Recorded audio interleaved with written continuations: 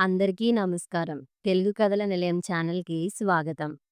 మంచి సంబంధం ఎటొచ్చి అమ్మాయిది పల్లెటూరు అన్న విషయం సరిపెట్టుకోగలిగితే ఈ సంబంధం ఖాయమైనట్టే చెప్పాడు పరమేశ్వర శాస్త్రి. "నువ్వు అలాగే చెప్తావులేవయ్యా శాస్త్రి. ఇప్పటికి 25 సంబంధాలు చూపించుంటావు. మా వాడికి ఒక్కటీ నచ్చలేదు. అమెరికా అమ్మాయిలు, సాఫ్ట్‌వేర్ ఇంజినీర్లుగా పనిచేస్తున్న అమ్మాయిలే మా వాడికి నచ్చనప్పుడు ఒక పల్లెటూరి అమ్మాయి నచ్చుతుందా? నాకు నమ్మకం లేదు" తేలిగ్గా తీసి పారేశాడు శంకర్రావు. అలా నిరాశపడితే పెళ్లి ఎలా జరుగుతుందండి? మనకు నమ్మకం ఉండాలి. అదే బంధం ఏర్పరుస్తుంది ధైర్యం చెప్పాడు శాస్త్రి. నీవు కమిషన్ కోసం ఎన్నైనా చెప్తావు. నాకైతే నమ్మకం లేదు. ఇక నుంచి సంబంధాల విషయం నీవు మా భార్యాభర్తలతో చెప్పనక్కర్లేదు. డైరెక్ట్‌గా మా వాడికి చెప్పు. పెళ్లి చూపుల కార్యక్రమానికి కూడా మేం రాము. వాడే చూసుకొని సెలెక్ట్ చేసుకుంటాడు. మేం పెళ్ళికి మాత్రం వచ్చి అక్షింతలు వేస్తాము తేల్చి చెప్పేశాడు శంకర్రావు. అయితే అబ్బాయిని పిలవండి. అతగాడితోనే మాట్లాడతాను పట్టు వీడలేదు శాస్త్రి. శ్రీధర్, శాస్త్రి గారొచ్చారు పిలిచాడు శంకర్రావు. 2 నిమిషాలకు బయటకు వచ్చాడు శ్రీధర్. మనిషి పొడగరి, బలంగా, ఆరోగ్యంగా ఉన్నాడు. చూడగానే అందగాడు అని అనుకోకుండా ఎవరూ ఉండలేరు. నమస్కారం శాస్త్రిగారు. శ్రీధర్ వచ్చి వాళ్ళకి ఎదురుగా సోఫాలో కూర్చున్నాడు. చూడబ్బాయ్, నీకు సంబంధాలు చూసి చూసి నాన్నగారు విసిగిపోయినట్లున్నారు. అయినా నేను వదిలేది లేదు. ఒక బ్రహ్మాండమైన సంబంధం చూశాను. అమ్మాయిది చిలకలపల్లి అని చెప్పాడు. చిలకలపల్లి అంటే పల్లెటూరు అనుకుంటాను అన్నాడు శ్రీధర్. నేను ముందే చెప్పానా అన్నట్లు శాస్త్రి వంక చూశాడు శంకర్రావు. మీరు ఉండండి. అంతా నేను చూసుకుంటానుగా అన్నట్లు శాస్త్రి శంకర్రావు వంక భరోసాగా చూసి, పల్లెటూరే గాని అమ్మాయి వాళ్ళు బాగా ఉన్నవారు. అమ్మాయి పట్నంలో డిగ్రీ వరకు చదివింది. వాళ్ళ తండ్రి జానకి రామయ్య గారికి 25 ఎకరాల పొలం ఉంది.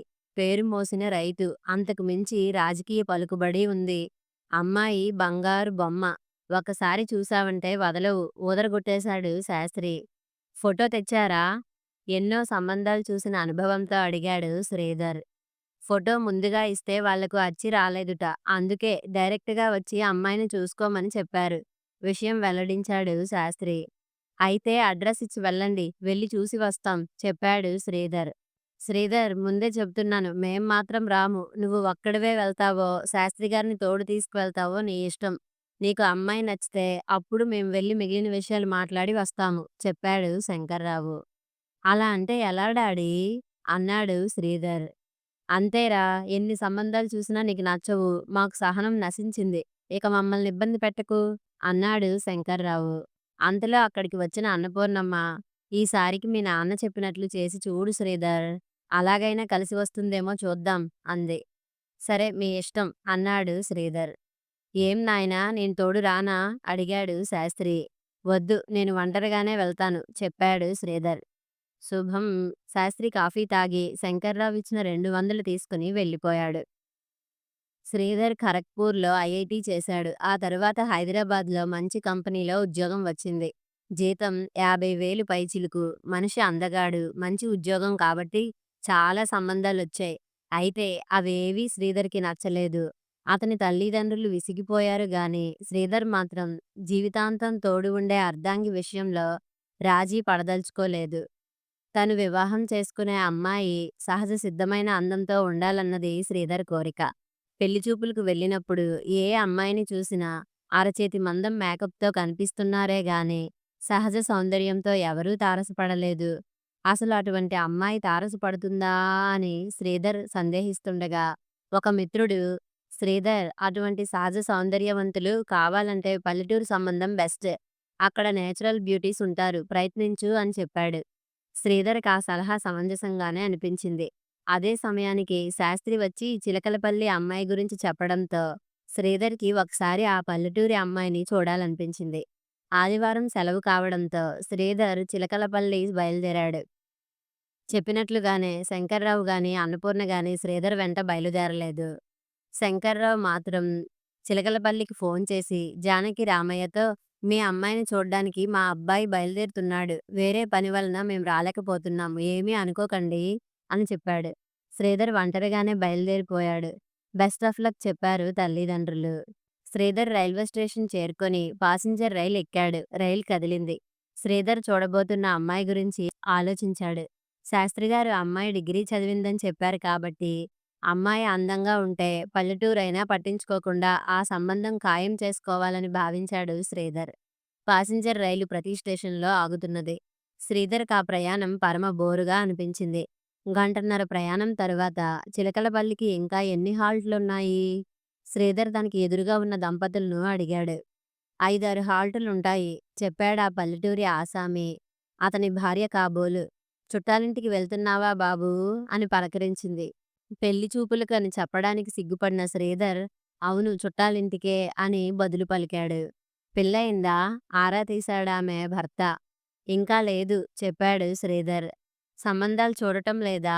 మరో ప్రశ్న సంధించాడు పల్లెటూరి ఆసామి. సంబంధం కుదిరింది. ముహూర్తాలు పెట్టుకోవాలి. అతని గొడవ వదిలించుకోవడానికి అబద్ధం చెప్పాడు శ్రీధర్. అతని భార్య ముసిముసి నవ్వులు నవ్వుతూ ఏ ఊరి పిల్ల అని అడిగింది. విశాఖపట్నం చెప్పాడు శ్రీధర్. పాసింజర్ రైలు రాళ్లపల్లి స్టేషన్ దాటింది. వచ్చేదే చిలకలపల్లి చెప్పాడు ఎదురు సీటాయన. వచ్చే స్టేషన్లో దిగడానికి అలర్ట్ అయ్యాడు శ్రీధర్. రైలు చిలకలపల్లి స్టేషన్లో ఆగింది. క్రిందికి దిగాడు శ్రీధర్. అది చిన్న రైల్వే స్టేషన్. ఎందుకో తెలీదు గాని శ్రీధర్‌కి చిత్రమైన అనుభూతి కలిగింది. ఈ సంబంధం కుదిరితే అప్పుడప్పుడు ఈ ఊరు రావాల్సి వస్తుంది అనుకున్నాడు. అతనితో పాటు నలుగురైదుగురు రైలు దిగారు. శ్రీధర్ స్టేషన్ బయటకు వచ్చాడు. ఆటోల్లాంటివేం కానరాలేదు. ఒక రిక్షా బండి, ఒక ఎడ్ల బండి మాత్రం కనిపించాయి. అతను రిక్షావాడితో మాట్లాడబోతుండగా ఒక వ్యక్తి అతన్ని సమీపించాడు. పంచె కట్టు, ముతక చొక్కాతో కనిపించాడు. బాబుగారు తమరొచ్చింది జానకిరామయ్య గారింటికేనా అండి అని అడిగాడు. అవును బదులిచ్చాడు శ్రీధర్. దండాలు బాబుగారు నా పేరు పోలయ్య. జానకి రామయ్య గారింట్లో పాలేరునండి. తమన్ని తీసుకుపోవడానికే ఎడ్లబండి తెచ్చాను. పదండి పోదాం అన్నాడు. ఎడ్లబండా? నోరు తెరిచాడు శ్రీధర్.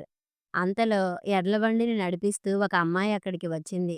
ఎడ్లబండి మీద నుంచి చలాకీగా క్రిందకు దూకి, దండాలు బాబుగారు నా పేరు చిలకమ్మ. కొందరు చిలక అని కూడా పిలుస్తారు అని అందంగా సిగ్గుపడింది.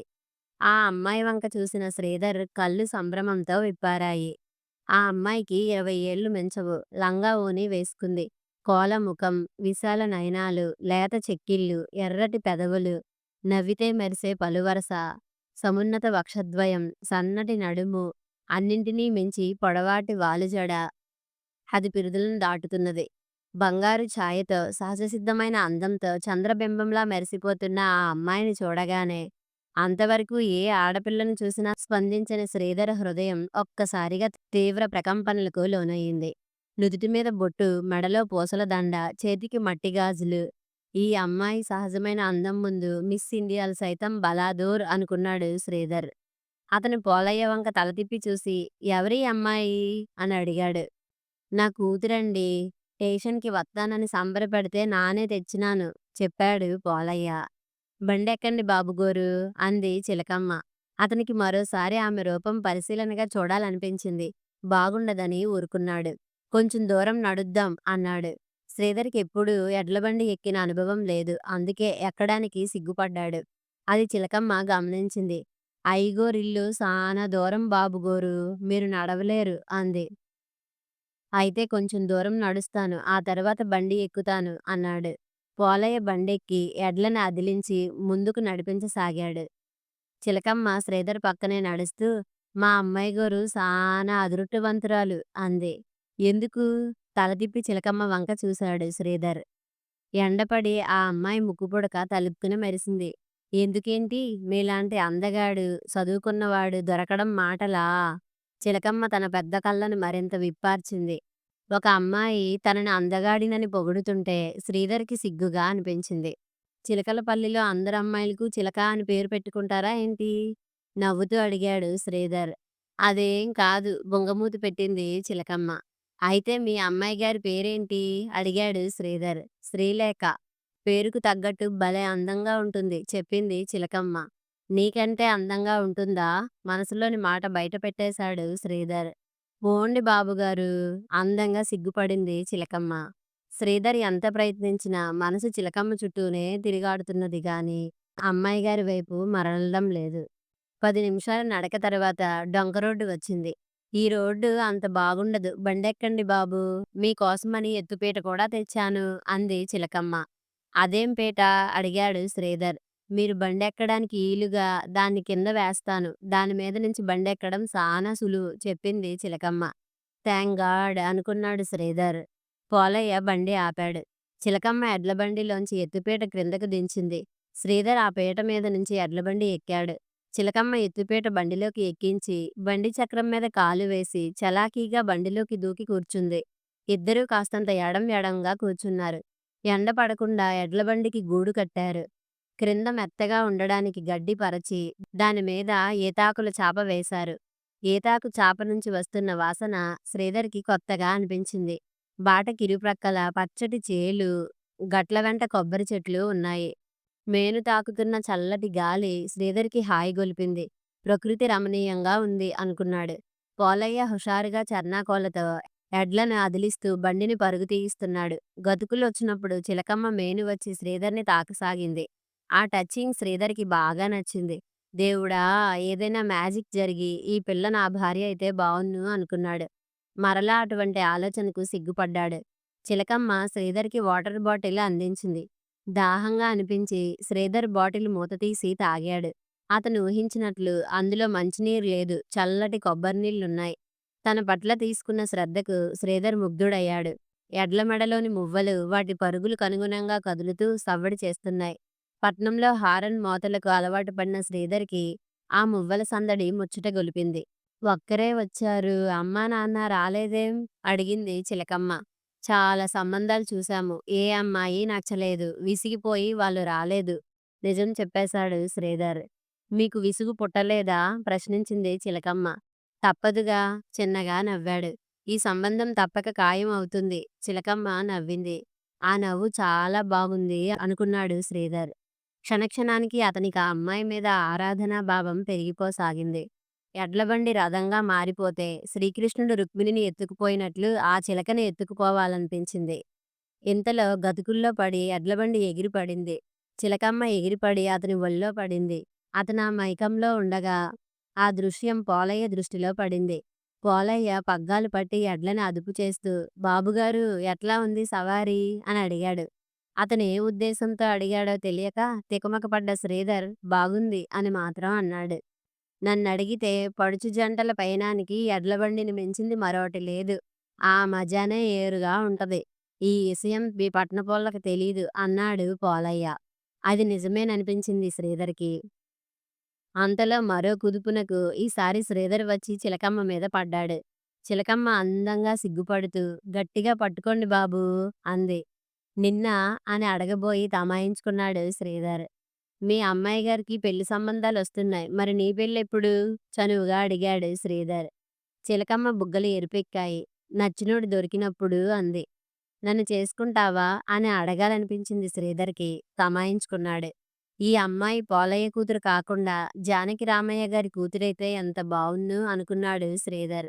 అంతలో బండి ఒక ఇంటి ముందు ఆగింది. చిలకమ్మ చలాకీగా క్రిందకు దూకి శ్రీధర్ దిగడానికి ఎత్తుపీట వేసింది. అతను దిగడానికి చేయి ఊతం ఇచ్చింది. శ్రీధర్ క్రిందికి దిగగానే "అమ్మాయి గారికి మీ గురించి చెప్పాలి" అని లోపలికి తుర్రుమంది. శ్రీధర్‌కి నిరాశగా అనిపించింది. క్రిందకు దిగిన శ్రీధర్ ఆ ఇంటి వంక చూశాడు. విశాలమైన పెంకుటిల్లు అది. చుట్టూ ప్రహరీ ఉంది. పోలయ్య గేటు తీసి "రండి బాబుగారు" అని శ్రీధర్‌ని లోనికి ఆహ్వానించాడు. అంతలో సుమారు 60 ఏళ్ల వయసున్న వ్యక్తి బయటికి వచ్చాడు. పంచెకట్టు, పర్సనాలిటీ అచ్చం ఎస్వి రంగారావులా ఉన్నాడు. అతనే జానకిరామయ్య అని ఊహించాడు శ్రీధర్. అతను శ్రీధర్ వంక చూస్తూ "రా బాబూ, ప్రయాణం బాగా జరిగిందా? మా పోలిగాడు సరిగా తెచ్చాడా? అసలే ఎడ్లబండి ప్రయాణం అలవాటు లేదనుకుంటాను" అన్నాడు. "అంత ఇబ్బంది పడలేదు" చెప్పాడు శ్రీధర్. శ్రీధర్ కాళ్ళు కడుక్కోవడానికి అతనే స్వయంగా చెంబుతో నీళ్లు అందించాడు.